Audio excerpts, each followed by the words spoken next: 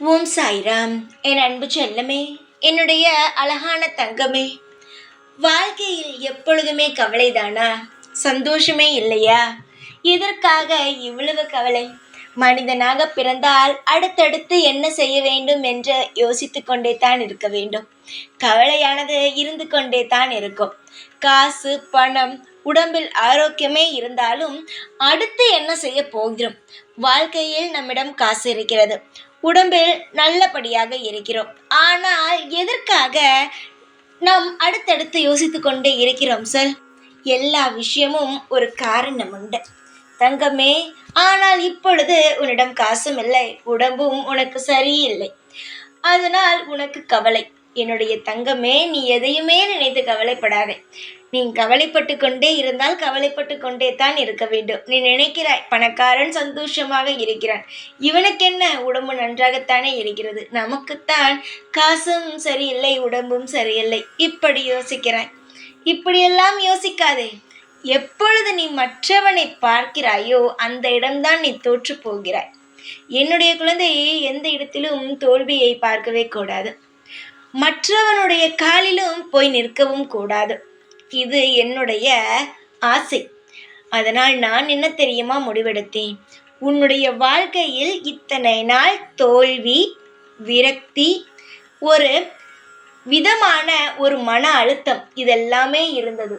ஆனால் இதற்கு பிறகு என்னுடைய குழந்தை மனதில் சந்தோஷம், நிம்மதி இதெல்லாம் இருக்க வேண்டும். நீ நினைக்கிறாய் கவலையை சாய் அடியுடன் எடுத்து விடுவாரா என்று. நிச்சயமாக நான் அடியுடன் எடுத்து விடுவேன். ஆனாலும் ஒன்று சொல்கிறேன், உனக்கு பணம், சந்தோஷம், உனக்கு உடம்பில் ஆரோக்கியம் அனைத்தும் கொடுத்தாலும் அடுத்து உனக்கு என்ன தெரியுமா தோன்றும்? நாளை நாம் என்ன செய்ய போகிறோம்? நாளை இந்த வேலை செய்ய வேண்டுமே, இதை சரியாக செய்து விடுவோமா? இப்படி யோசனை வந்து கொண்டு தான் இருக்கும்.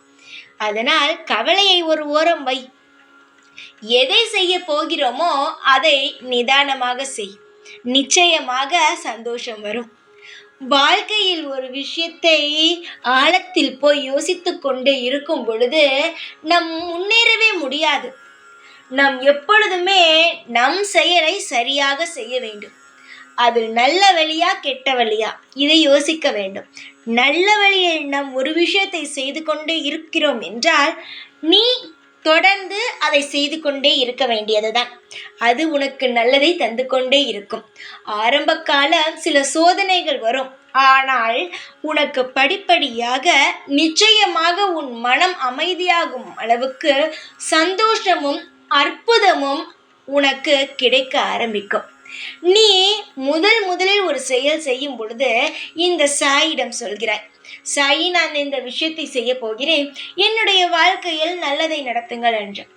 நீ நம்பிக்கையாகத்தானே என்னிடம் அந்த விஷயத்தை சொல்கிறாய், நான் இதை செய்ய போகிறேன் என்று.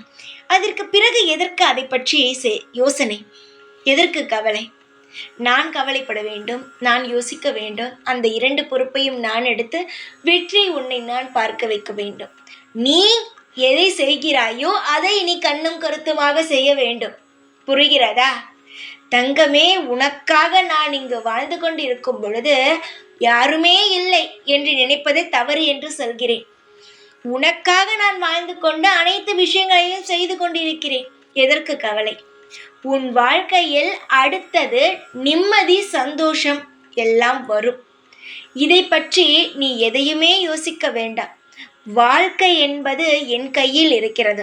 உருவாக்கியது நான் உன் வாழ்க்கையை. அதை சரி செய்யவும் தெரியும். உன்னை எந்த வழியில் அழைத்து செல்ல வேண்டும் என்பதும் எனக்கு தெரியும்.